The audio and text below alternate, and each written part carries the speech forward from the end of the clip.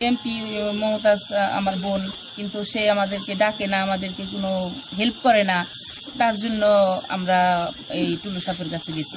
বাবার যে সম্পত্তি আছে, কিন্তু আমরা আমার মা আর আমার বোন এরা 3 ডিসমিল জায়গার ভিতরে আর কি থাকে। মমতাজের এত জায়গা জমি থাকতেও আমার ঘরের সাথে এসে টয়লেটটা দিল। আমি তো ভাতও খাইতে পারি না, গন্ধে থাকতেও পারি না, নামাজ পড়তে পারি না। মানে আমরা ব্লগে স্বাগতম।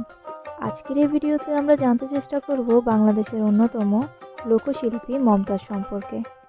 জনপ্রিয় কণ্ঠশিল্পী মমতাজ ও তার ব্যক্তিগত জীবন সম্পর্কে আমাদের অনেকেরই অনেক খারাপ ধারণা রয়েছে। তাই এই মুহূর্তে যারা এই ভিডিওটি দেখছেন তাদের সকলের কাছে অনুরোধ থাকবে যে ভিডিওটি শেষ পর্যন্ত অবশ্যই দেখবেন। তাহলে মমতাজ সম্পর্কে আপনাদের ধারণা হয়তোবা কিছুটা হলেও পরিবর্তন হতে পারে। মমতাজ, যার পুরো নাম হচ্ছে মমতাজ বেগম, তিনি একজন জনপ্রিয় বাংলা লোকগানের সঙ্গীত শিল্পী। ভিন্ন ধারার গান করার কারণে তাকে সুর সম্রাজ্ঞী নামেও আখ্যায়িত করা হয়। দরিদ্র এক বাউল পরিবারে জন্ম হয়েছিল মমতাজ বেগমের। চরম দারিদ্রতার মধ্য দিয়ে কেটেছে তার শৈশব ও কৈশোর। তার বাবা হচ্ছেন মধু বয়াতি এবং মা হচ্ছেন উজালা বেগম। তার বাবা একজন বাউল শিল্পী ছিলেন। গান করে তিনি বিভিন্ন জায়গায় ঘুরে বেড়াতেন। মমতাজের পিতা মধু বয়াতি 2টি বিয়ে করেছিলেন। 2টি বিয়ে করলেও সংসারের প্রতি তার কোনো দায় দায়িত্ব ছিল না। তিনি শুধু গান করে বিভিন্ন জায়গায় ঘুরে বেড়াতেন এবং সংসারের কোনো খোঁজ খবর নিতেন না। বাউল হিসেবে এমন ভবঘুরে জীবনধারার কারণে প্রত্যেকভাবে যে সম্পত্তি তিনি পেয়েছিলেন তাও পরবর্তীতে তাকে বিক্রি করতে হয়েছিল। সর্বশেষ মাথা গোজানোর জন্য তার কাছে ছিল এক চিমটি জায়গা। এমনই এক ছন্নছাড়া বাউলের ঘরে জন্ম হয়েছিল মমতাজ বেগমের। সেই সময় তার বাবা থাকতেন ঢাকার শ্যামলীতে। 1976 সালে শ্যামলীতে জন্মগ্রহণ করেছিলেন মমতাজ বেগম। জন্মের পর তিনি বাবার সাথে এখানেই বেড়ে ওঠেন। এরপর তিনি ঢাকা ছেড়ে চলে যান মানিকগঞ্জের সিংগাইর উপজেলার জয়মণ্ডপ ইউনিয়নের ভাকুম নামক গ্রামে। আর এটি হচ্ছে তার আসল পৈতৃক ঠিকানা। আর এই গ্রামেই মমতাজ বেগমের শৈশব এবং কৈশোরের বেশিরভাগ সময় কেটেছে। বাবার হাত ধরেই মমতাজের গানের জগতে পদার্পণ হয়। বাবার গান গাওয়া দেখে গানের প্রতি আসক্ত হয়েছিলেন মমতাজ। ছোটবেলা থেকেই তিনি গানকে অনেক ভালোবাসতেন, আর সময় পেলেই তিনি গুনগুন করে গান গাইতেন। আর এই কারণে মমতাজের বাবা তার প্রতি অনেকটাই সন্তুষ্ট ছিলেন, কারণ তার মেয়েও তার মতো গানকে অনেক ভালোবাসতেন।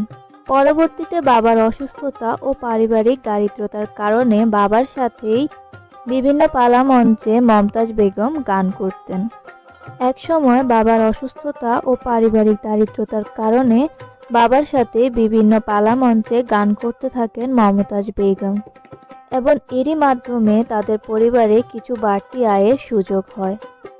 পরবর্তীতে মমতাজের বাবা জলবসন্ত রোগে আক্রান্ত হয়, কিন্তু চিকিৎসার অভাবে পরবর্তীতে তিনি অন্ধ হয়ে যান। আর সেই সময় মমতাজই ছিল পরিবারের একমাত্র আয়ের উৎস। সেই সময় তিনি তার পিতার সাথে বিভিন্ন পালা গানে অংশগ্রহণ করতেন। তার বাবা সেই সময় হারমোনিয়াম বাজাতেন। নিয়মিত বিভিন্ন পালা গানে অংশগ্রহণ করার কারণে মমতাজ বেগম তার স্কুলে অংশগ্রহণ করতে পারতেন না। পারিবারিক দারিদ্রতা ও ইনকামের একমাত্র উৎস হওয়ায় নিয়মিত গান করতে গিয়ে তাকে পড়াশোনা ছেড়ে দিতে হয়। মমতাজ বেগম 6ষ্ঠ শ্রেণীতে তার পড়াশোনা ছেড়ে দিয়েছিলেন। পড়াশোনার ব্যাপারে তাকে এক ইন্টারভিউতে প্রশ্ন করা হলে সেখানে তিনি বলেছিলেন, সেই কষ্ট ভোলার নয়। আমি তো এখনো মাঝে মাঝে স্বপ্ন দেখি যে আমি বই খাতা নিয়ে স্কুলে যাচ্ছি। আবার কখনো কখনো স্বপ্ন দেখি পরীক্ষা শুরু হবে, কিন্তু আমি গানের আসরে আছি। বই ব্যাগে করে নিয়ে গেছি, কিন্তু পড়তে পারিনি। পরীক্ষার হলে সবাই লিখছে, কিন্তু আমি লিখতে পারছি না। এই ধরনের স্বপ্নগুলো এখনো আমাকে তাড়া করে বেড়ায়। সত্যি কথা বলতে কি, আমি স্কুলে ভালো ছাত্রী ছিলাম। একবার পড়লেই মনে থাকতো। আসলে পড়াশোনা কপালে ছিল না, কি আর করা। একসময় লোকসঙ্গীত শিল্পী জগতে জনপ্রিয় কণ্ঠশিল্পী হয়ে ওঠেন মমতাজ। প্রথম জীবনে বাবার কাছ থেকে গান শিখলেও পরে মাতাল রাজ্জাক দেওয়ানের সাথে তার পরিচয় হয় এবং মূলত তার কাছ থেকে মমতাজ লোকগানের শিক্ষা গ্রহণ করেছিলেন। এরপর তার পরিচয় হয় আব্দুল রশিদ সরকারের সাথে এবং তার সাথে জুটি বেঁধে সারা বাংলাদেশব্যাপী পালা গানে তিনি অত্যন্ত জনপ্রিয় হয়ে ওঠেন। মমতাজ বেগম যখন লোকসঙ্গীত জগতে তথা পালা গানে সারা দেশব্যাপী জনপ্রিয় কণ্ঠশিল্পী হয়ে উঠেছেন, তখন একদিন হঠাৎ করেই তাকে যোগাযোগ করেন ইত্যাদির হানিফ সংকেত, যার মাধ্যমে তিনি প্রথম টেলিভিশন প্রোগ্রাম করেছিলেন। মজার ব্যাপার হলো, ইত্যাদির হানিফ সংকেত যখন মমতাজের সাথে যোগাযোগ করতে চেয়েছিলেন তখন মমতাজ তাকে চিনতেই পারেননি। বাংলাদেশে এমন লোক খুঁজে পাওয়া খুবই কঠিন হবে যে কিনা হানিফ সংকেতকে চিনেন না। কিন্তু অবাক করার বিষয় এটা যে হানিফ সংকেতকে মমতাজ বেগম চিনতে পারেননি। এর অন্যতম একটি কারণ রয়েছে। কারণটি হচ্ছে যে ছোটবেলা থেকে মমতাজ বেগম গানের সাথে এমনভাবে জড়িয়েছিলেন এবং কিছু বাড়তি ইনকামের জন্য তাকে প্রতি রাতে বিভিন্ন পালা অনুষ্ঠানে তাকে গান করতে হতো, যে কারণে টিভি দেখা বা অন্য কোনো বিনোদনের জন্য তার হাতে কোনো সময় ছিল না। আর এই কারণেই তিনি হানিফ সংকেতকে চিনতেন না। প্রথমবারের মতো ইত্যাদির মাধ্যমে টেলিভিশন জগতে আসার পর মমতাজের জনপ্রিয়তা আরও তুঙ্গে উঠে যায়। এর পরপরই মমতাজের জন্য ডাক পড়তে থাকে বিভিন্ন রেকর্ডিং স্টুডিও থেকে এবং এর ধারাবাহিকতায় একের পর এক বিভিন্ন ধরনের জনপ্রিয় গানের রেকর্ড অ্যালবাম বের করতে থাকেন তিনি। সেই সাথে সারা দেশে বিভিন্ন সঙ্গীত অনুষ্ঠানে নিয়মিত অংশগ্রহণ করতে থাকেন। তাছাড়া তিনি যুক্তরাজ্য, মার্কিন যুক্তরাষ্ট্র, বিশ্বের অনেক দেশে সঙ্গীত অনুষ্ঠানে তিনি গান করেছিলেন। বাংলা সংস্কৃতির বিভিন্ন অনুষ্ঠানে তার গানের জুড়ি নেই, বিশেষত বাংলা নববর্ষের বৈশাখী মেলায়। 2 দশকের বেশি সময় ধরে তার পেশাদার সঙ্গীত জীবনে তিনি 700-র বেশি একক অ্যালবাম প্রকাশ করেছেন। এবং আপনি জেনে অবাক হবেন যে এত বেশি একক অ্যালবাম বের করার জন্য মমতাজ বেগমের গিনেস বুক অফ ওয়ার্ল্ডেও একটি রেকর্ড রয়েছে। গানের জগতের পাশাপাশি রাজনীতিতেও মমতাজ বেগমের রয়েছে সক্রিয় পদাচারণা। 2009 সালে তিনি নবম জাতীয় সংসদের সংরক্ষিত মহিলা আসনে আওয়ামী লীগ কর্তৃক সংসদ সদস্য হিসেবে নির্বাচিত হন এবং 2014 সালে 10ম জাতীয় সংসদ নির্বাচনে মানিকগঞ্জ 2 আসন থেকে নির্বাচিত হন। ব্যক্তিগত জীবনে মমতাজ বেগম বিবাহিত। এই পর্যন্ত তিনি 3টি বিয়ে করেছেন। মমতাজ বেগমের প্রথম স্বামী হচ্ছেন আব্দুর রশিদ সরকার এবং তিনি মৃত্যুবরণ করেন। পরবর্তীতে মমতাজ বেগম মোহাম্মদ রমজান আলীকে বিয়ে করেন, যার সাথে তার তালাক হয়ে যায়। সর্বশেষ মমতাজ বেগম মঈনুদ্দিন হাসান চঞ্চলকে বিয়ে করেছেন। মমতাজ বেগমের ছেলের নাম হচ্ছে মেহেদি খান আর পুত্রবধূর নাম হচ্ছে চৈতি দেওয়াল এবং তার একটি নাতিও রয়েছে। মমতাজ বেগম গানের জগতে যেমন প্রতিষ্ঠা পেয়েছেন তেমনই প্রতিষ্ঠা পেয়েছেন রাজনীতিতে।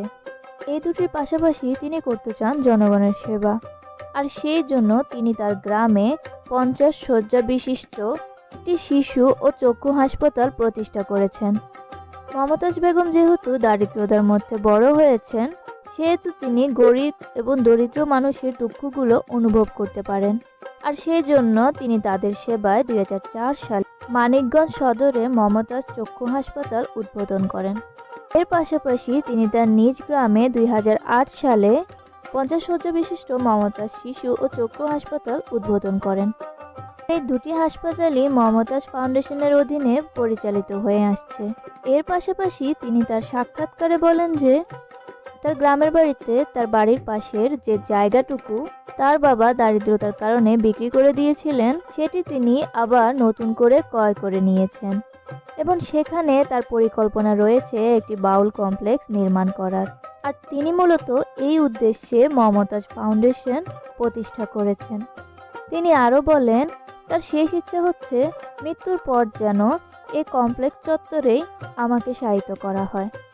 আমার কবরের দুপাশে আমার বাবা মায়ের কবর থাকবে, এটি হবে আমাদের পারিবারিক কবরস্থান। এই কমপ্লেক্স ভবনেই বাউল তথ্য সংগ্রহশালা, বাউল একাডেমি ও বাউল কলোনি তৈরি করা হবে। মৃত্যুর পরে যেন বাউলদের নিয়েই আমি থাকতে পারি। যৌনান্তে পান্তাপুরায় এমন একটি পরিবারে জন্মগ্রহণ করেছিলেন মমতাজ বেগম। ঘরহীন সংসারহীন বাউল বাবার হাত ধরেই শিল্পী মমতাজের গানের ভুবনে জীবনের সমস্ত ক্ষুধা নিবারণের জীবন্ত উদাহরণ এবং কিংবদন্তি মমতাজ বেগম।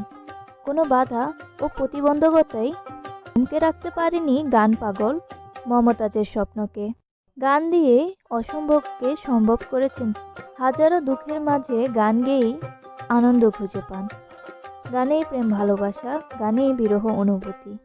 সংসার জীবনে অস্থিরতা থাকলেও সঙ্গীত জীবনে কোনো ছন্দপতন ঘটেনি তার।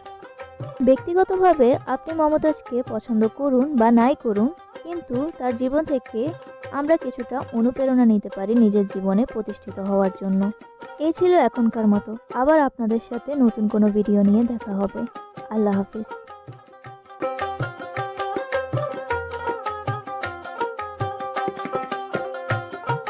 আমাদের ভিডিওটি ভালো লাগলে লাইক কমেন্ট করে আপনার মতামত দিন। সাথে থাকার জন্য সাবস্ক্রাইব করুন এবং বেল বাটনটিতে ক্লিক করুন।